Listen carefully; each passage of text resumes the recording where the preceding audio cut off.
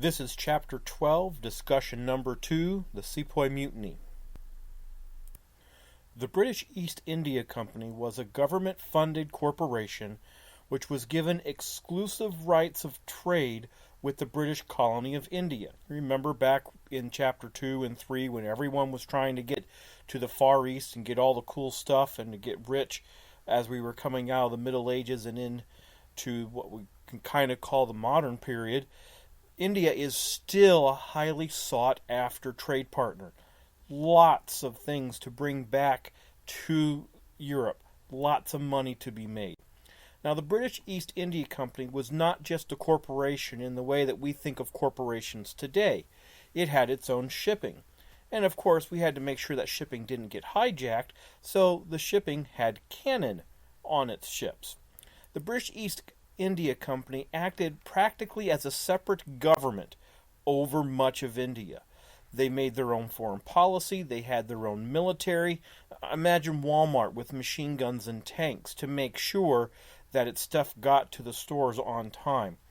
The British East India Company was even granted the power by the British government to draft locals to be in the military. These Indian members of the British military were called sepoys.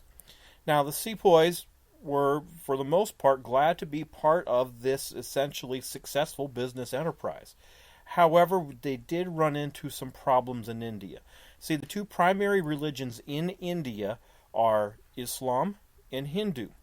Now, cows are sacred. In Islam, pigs are forbidden by the religion. Now, the British, when they were arming these sepoy soldiers, they gave them guns, they gave them bullets, because that's what soldiers do, is they go and shoot people with them in the name of whatever military action they're supposed to be taking. However, what was going on, though, is that these new guns that they were getting required these sepoy soldiers, these Hindu and Muslims, to bite off some greased paper, and then they would load the gunpowder and the bullet into their guns. Now, it was greased with animal fat from either cows or pigs, which would tick both groups of these soldiers off.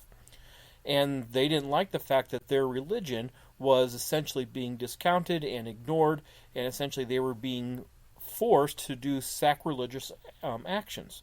They decided to revolt against the British East India Company and pretty much put India in a big uproar. What ended up happening is the British regular army came in and essentially squashed the Sepoy Mutiny. But the result from that was that it was realized that the British East India Company needed to be a business corporation, not a military force. And they definitely did not need to be in charge of India proper. So, British East India Company was removed as a political leader in the India colony, but instead the British government took over and installed a viceroy. A viceroy is essentially the king's replacement in that area to rule in the king's place. So I guess you can call him a governor too.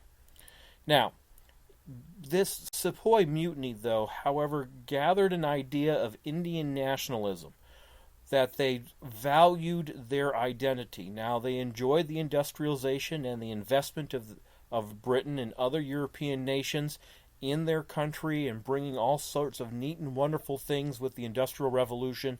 However, they were regretting the loss of their culture, and they wanted to remain Indians and not just retransplanted or converted Europeans. And so they looked at and say, why can't we do this ourselves? Why can't we rule ourselves instead of having some faraway person tell us what to do? And so the Hindu and Muslim nationalists formed the Indian National Congress. This was a group of people who were efforting the idea that the Indians ought to rule themselves. They weren't doing it by terrorism or by threatening or boycotts. They were trying to work within the system to try to convince the British that they ought to be let go. And eventually they're going to reach their goal. Of course, it's the 1950s, but they're going to reach their goal by working on that.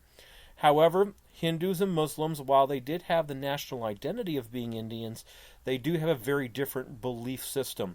And eventually the Muslims kind of separate their own from the Indian National Congress, and so the Indian National Congress becomes primarily Hindu.